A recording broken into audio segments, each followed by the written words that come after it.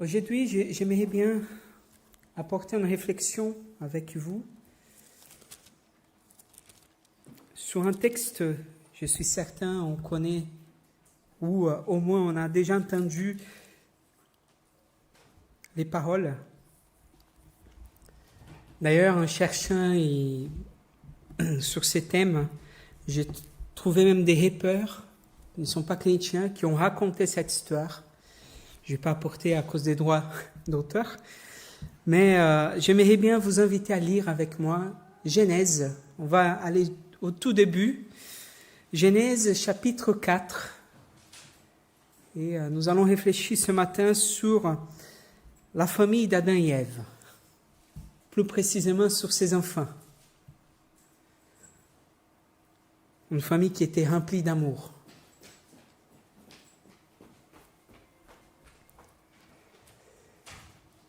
Genèse chapitre 4 de verset 1. Non, il faut pousser.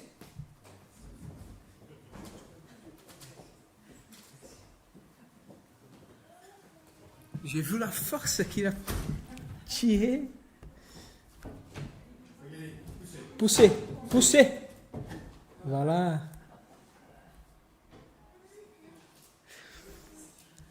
Pour ceux qui nous accompagnent, qui n'ont pas vu la scène, il avait un enfant qui presque a détruit la porte.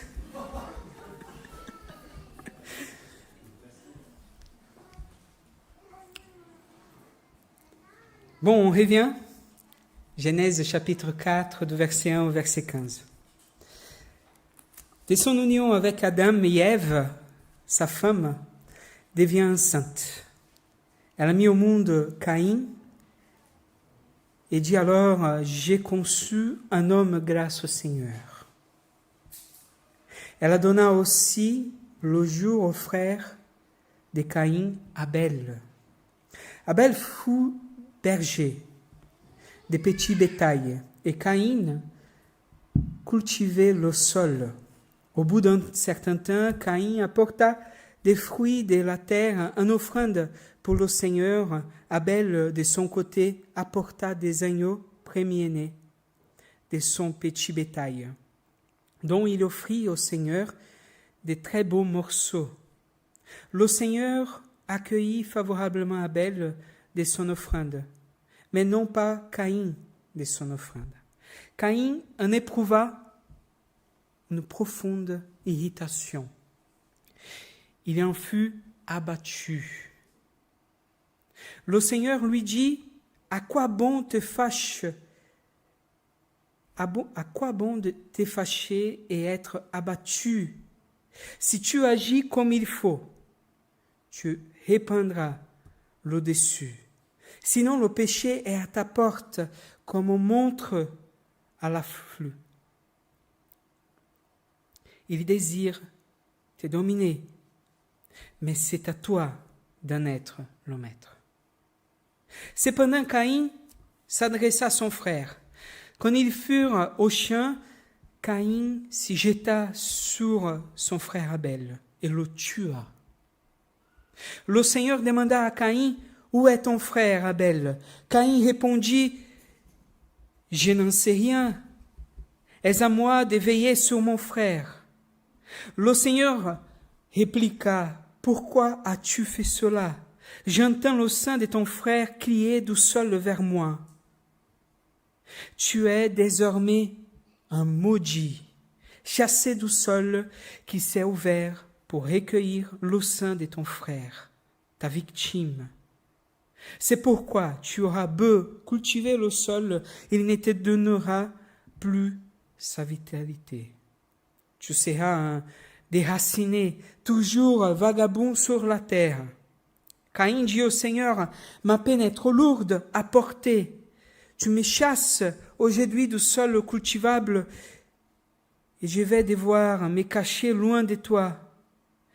Je serai un déraciné, toujours vagabond sur la terre. Quiconque me trouvera pourra me tuer. Mais le Seigneur lui répondit, non, car si quelqu'un te tue, il faudra 7 meurtres pour que tu sois vengé. Le Seigneur mit alors sur Caïn un signe distinctif pour empêcher quoi qu'il soit frappé par ceux qui le rencontreraient. Alors Caïn partit, habiter au pays du Nord, loin de la présence du Seigneur, à l'est d'Éden. Prions. Seigneur notre Père Céleste, au nom de Jésus, nous voulons te remercier pour cette parole, cette histoire si effrayeuse, si lourde, mais qui nous apporte à nous aujourd'hui encore du sens et de l'enseignement. Viens nous parler, viens nous enseigner. Au nom de Jésus. Amen. L'histoire de Caïn et Abel commence par Adam et Ève. Le fils aîné Caïn, qui est cultivateur d'une terre dans laquelle Dieu l'avait déjà maudit d'ailleurs. Un Adam, quand il est expulsé du jardin, il va dire qu'il va faire avec beaucoup de sueur,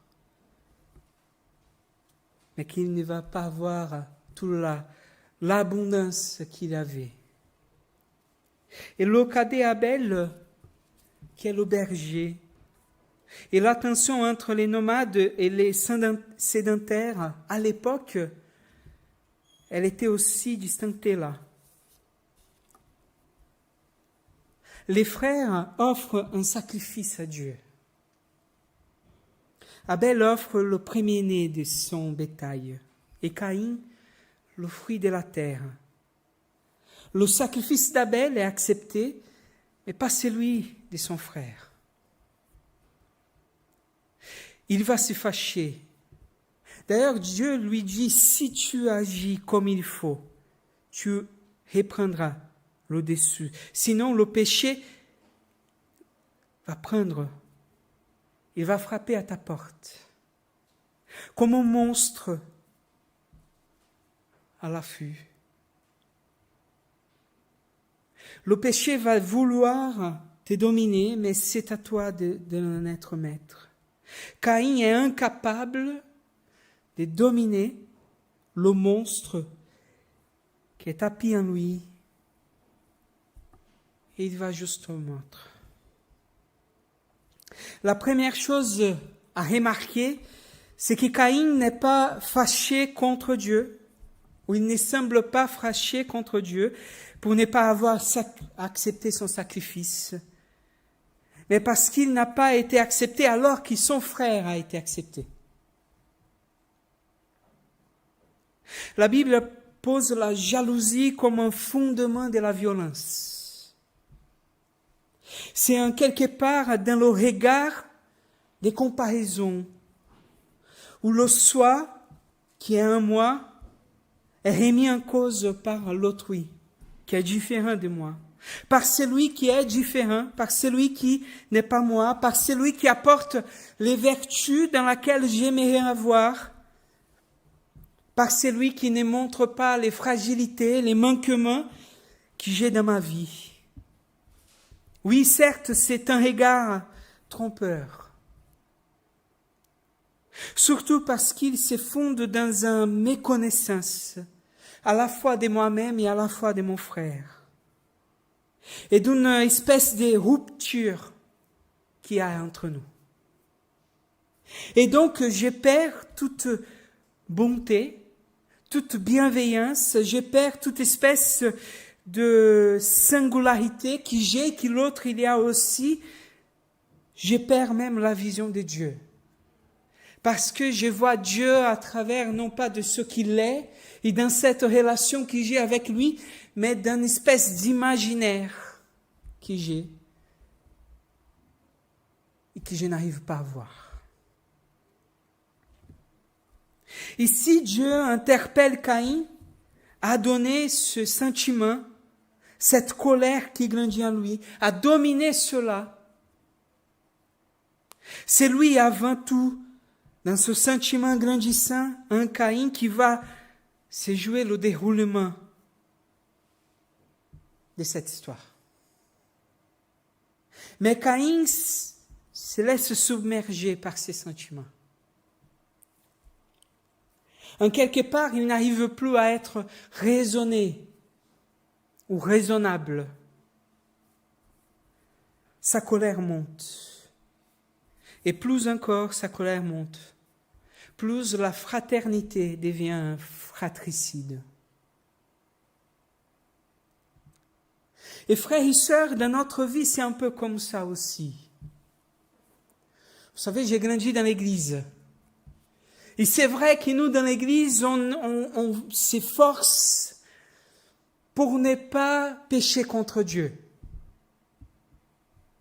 C'est vrai que depuis petit, j'ai appris qu'il faut mener ma vie d'une façon que je puisse être agréable. Mais comme j'ai dit l'autre fois, j'ai appris aussi que dans l'église, on aime bien parler des autres.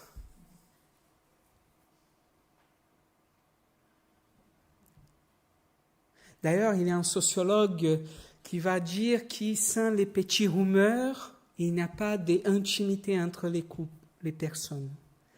C'est le rumeur qui va nourrir les groupes. Il n'a pas tort. Mais dans l'Église, ça devrait être pas comme ça. Entre les frères et sœurs, ça devrait pas être ça. Dans le monde, ça devrait pas être comme ça. Caïn, l'histoire de Caïn et Abel nous enseigne d'abord à regarder sur nous-mêmes et à regarder notre rapport avec nos frères et sœurs. Parce que la parole nous dit que parfois la langue peut tuer. Parfois par nos paroles on peut tuer nos frères et sœurs. Parfois dans nourrissant ces rumeurs, je peux tuer ceux et celles qui veulent aller et qui sont acceptés par Dieu. Le deuxième point, c'est que plusieurs commentaires ont souligné l'absence de la parole entre les frères. Il y a un dialogue entre Caïn et Dieu. Il y a un dialogue entre Dieu et Caïn. D'ailleurs, Caïn va être même sarcastique. Ah, c'est moi maintenant qui va regarder mon frère. J'imagine la scène, je ne sais pas vous. Seigneur, c'est pas moi. Regarde, c'est lui. Allez-y voir ce qu'il fait.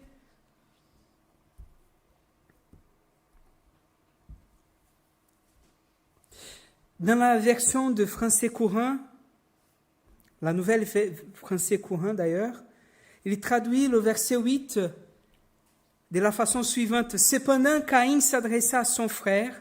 Quand il fut au champ, Caïn s'y jeta sur son frère Abel et le tua. Cette traduction ne rend pas compte d'une rupture dans la phrase qu'on trouve dans l'hébreu. Ça serait presque Caïn dit à Abel, son frère, 3 points. Et quand ils sont dans le camp, Caïn s'éleva contre Abel, son frère, et le tua. Caïn dit à Abel, et le verbe appelle un complément. Et un complément qui manque ici. Ce verset présente ce qu'on appelle en grammaire une anakolute. J'ai appris ce mot, anakolute. C'est-à-dire c'est une rupture dans la construction de la phrase. La première partie, Caïn dit à Abel, n'a pas le complément de l'objet. On ne sait pas qu'est-ce qu'il dit. Qu'a dit Caïn à Abel? En passant à une autre chose, quand ils sont dans le champ, comme si les frères avaient été incapables de se parler, les sages ont déduit que Caïn n'avait rien dit, que les frères ont été incapables de se parler, de mettre des mots dans leurs différends. Nous sommes en présence d'un conflit qui n'est pas mis en mots. Entre les frères, il n'y a peut-être que quelques paroles de l'aîné, mais il n'y a pas de dialogue. Et sur ce registre, la carence est aussi bien du côté d'Abel que de Caïn. À tel point que certains commentaires rabbiniques ne font pas tous les éloges d'Abel. Certains soutiennent qu'il a manifesté l'arrogance devant son frère. D'autres disent qu'il était tellement préoccupé de sa spiritualité qu'il en a oublié de voir son frère prisonnier de sa colère. Et combien de fois, nous aussi, nous sommes comme Abel, tellement fixés sur mon individualité avec le Seigneur, sur ma sainteté, sur mon service, sur mon train-train quotidien, et nous n'avons pas le temps de regarder le mal-être de mon frère.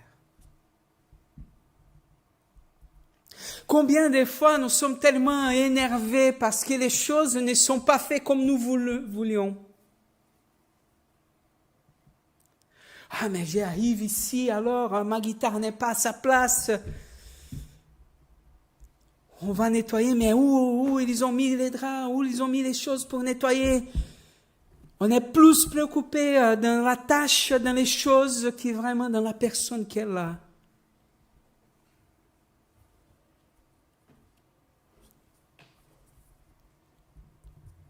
Je sais que je suis dans une espèce de mais si la parole circulait entre Caïn et Abel, peut-être que le déroulé de cette histoire serait pas la même. Quand la parole ne peut être partagée, il ne reste pas la violence. Il ne reste que la violence. Le manque de dialogue, d'une expression audible du sentiment, cristallise la rupture, la jalousie. Et c'est là que la fraternité devient fratricide. C'est dans le dialogue, c'est dans l'ouverture de la parole que nous pouvons connaître ce que l'autre a dans son cœur. Vous savez, nous ne sommes pas Dieu.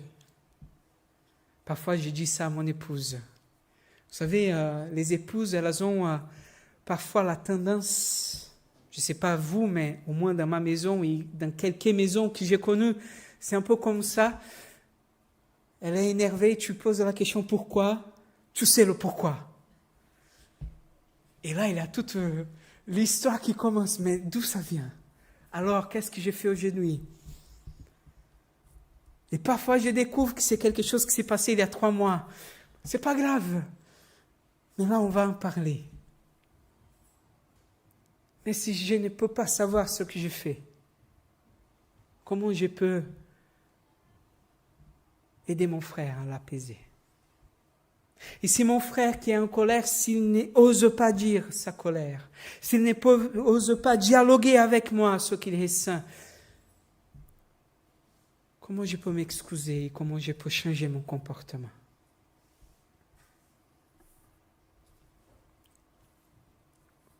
Caïn a tué Abel. Et cette violence ne fait que grandir dans la vie de Caïn. Parce qu'il n'a pas eu ce dialogue, parce qu'il n'a pas eu la résolution du conflit, parce que la violence était le déroulement. Il est allé à l'origine d'une civilisation marquée par le personnage de Lamech. Et Lamech nous a dit 2 choses. Il y a 2 femmes au lieu d'une femme, et il est habité par un désir de vengeance. La civilisation de l'homme qui s'est laissé vaincre par sa jalousie est marquée par la polygamie et la brutalité. La tension homme et femme s'est dégénérée dans une relation de domination et la justice est soumise à la violence.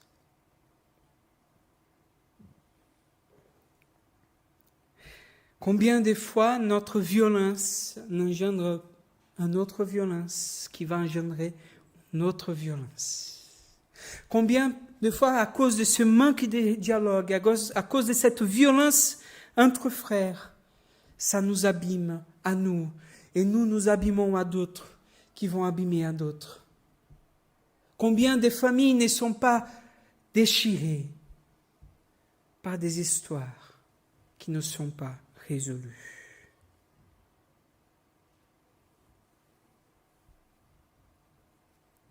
Cette manque de contrôle engendre la croissance du malheur et de la violence. Comme nous dit le psalmiste, c'est un abîme invite à un autre abîme qui invite à un autre. Frères et sœurs, Jésus nous invite à une autre logique. Jésus renverse cette logique, il renverse cette violence, cette vengeance. Matthieu chapitre 5, versets 21 à 24. Vous avez entendu qu'il a été dit à vos ancêtres, tu ne commettras pas de meurtre. Celui qui commet un meurtre mérite de comparaître devant le juge. Eh bien, moi, je vous dis, celui qui se met en colère contre son frère et sa sœur mérite de comparaître devant le juge. Celui qui dit à son frère et à sa sœur « imbécile » mérite d'être jugé par son conseil suprême. Celui qui lui dit « idiot » mérite d'être jeté dans le feu de l'enfer. Si donc tu viens à l'autel présenter ton offrande à Dieu et que là tu te souviens que ton frère ou ta sœur a une raison de t'en vouloir, laisse là ton offrande devant l'autel et va d'abord faire la paix avec ton frère et ta sœur. Puis reviens et présente ton offrande à Dieu. Christ nous invite à maîtriser notre tempérament, à veiller sur nos pensées et nos colères. L'éthique du royaume met une exigence telle, comme quelqu'un qui dit personne ne peut à un moment ou à un autre être en colère contre son frère. Comme qui dit, nous sommes tous en quelque part coupables. Qui n'a jamais passé un jour où tu étais énervé parce qu'il est arrivé ceci, parce qu'il est arrivé cela, et le frère qui est juste à ton côté, qui fait quelque chose qui est habituel, et ces jours-là, ça t'énerve. Ça serait presque une réalité au-delà de la réalité humaine. Oui, l'exigence du royaume est grande. Et je pense que nous tous, dans notre humanité, on serait incapables d'être pleinement dans ce royaume. Mais ce que Dieu va nous inviter ici, va nous encourager, va nous enseigner, c'est que nous devons faire face toujours au péché qui est là, qui nous frappe à la porte constamment. Jacques va nous dire que le péché commence avant tout dans la convoitise de nos cœurs.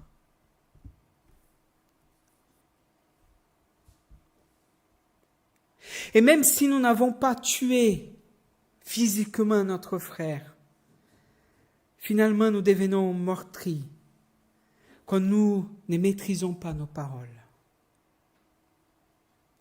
Quand nous laissons émerger par nos émotions.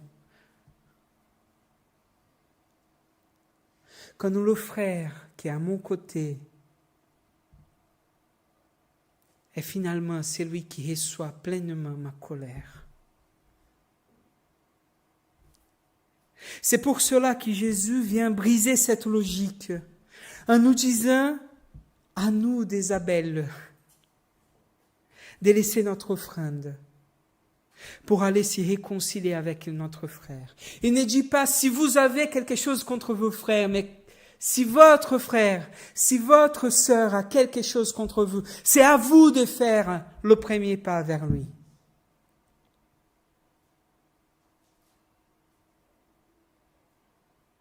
C'est à vous d'aller vers celui et celle qui est en colère et qui a besoin de dialogue, de restauration, de liberté, de délivrance. Cette semaine, dans un dialogue avec un prêtre ami, il m'a raconté une histoire d'Ignace de Loyola. Et il m'a dit, Ignace de Loyola a utilisé une image du Moyen-Âge pour dire, voilà, nous sommes un peu comme un château fort. Et nous avons des ennemis qui sont tout autour. Et quand un roi va aller pour essayer de conquérir un château fort, qu'est-ce qu'il fait?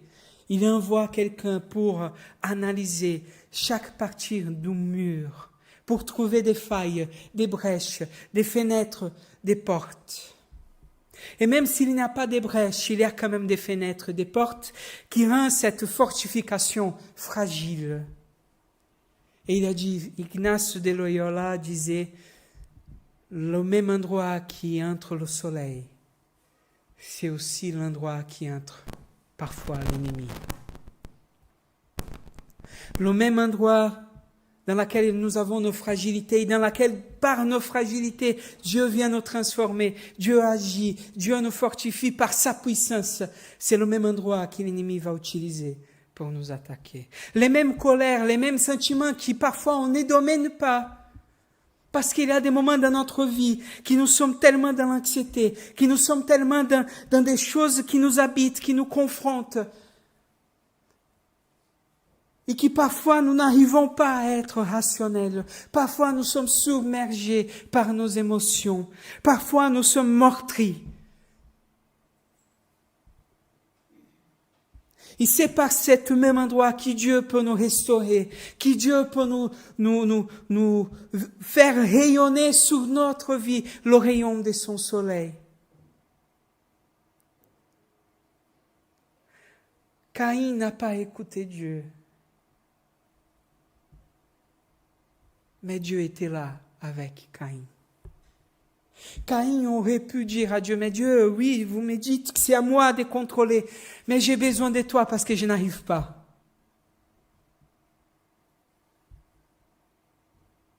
La différence entre nous et Caïn, c'est qu'aujourd'hui, Dieu nous dit, j'ai mon esprit que je vous envoie, j'ai le consolateur qui est là, j'ai ma paix qui peut venir sur vos cœurs.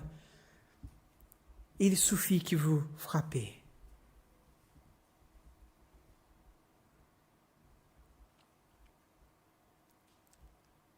Le gros défi de notre génération, un des gros défis de notre génération, c'est que nous avons appris que nous devons être au contrôle, que nous devons être forts. Jésus vient nous dire, non, vous devez vous abandonner, vous devez me laisser changer votre vie, vous devez me laisser vous convertir vos cœurs. Parce que c'est lui qui nous envoie son esprit.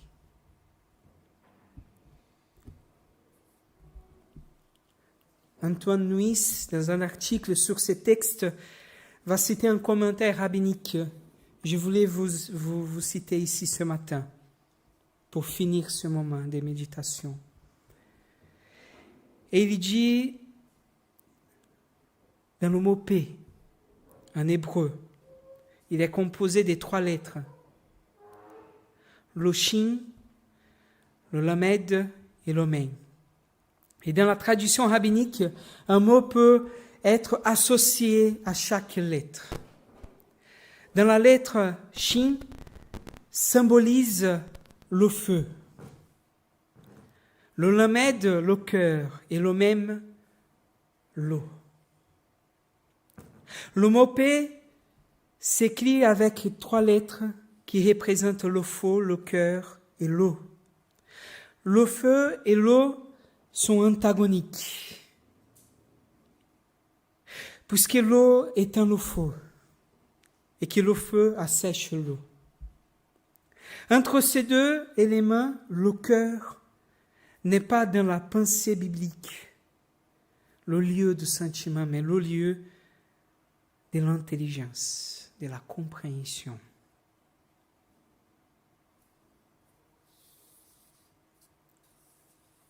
Le shalom apparaît lorsque l'humain, par son intelligence et par sa compréhension, arrive à faire vivre l'harmonie, en harmonie, l'eau et le feu. Le shalom, cet équilibre de vie que notre intelligence et notre compréhension nous permet de vivre cette harmonie à la fois intérieure, dans le domaine de soi, mais aussi dans l'expression, dans le comportement, dans le dialogue avec notre frère et sœur.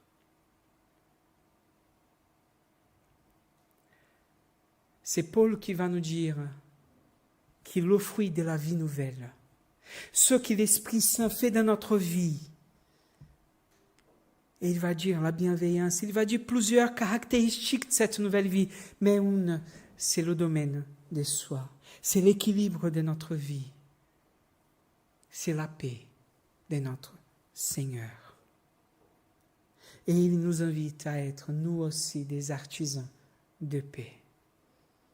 Et nous sommes des artisans de paix quand nous ne nous laissons pas dominer par nos émotions, quand nous ne nous laissons pas être meurtris par nos paroles colériques, irritées, parfois agacées, frustrées, mais quand nous arrivons à mettre là, entre mes frères et nous, et amener nos frères au Seigneur, et nous amener au Seigneur par une relation sainte et apaisée.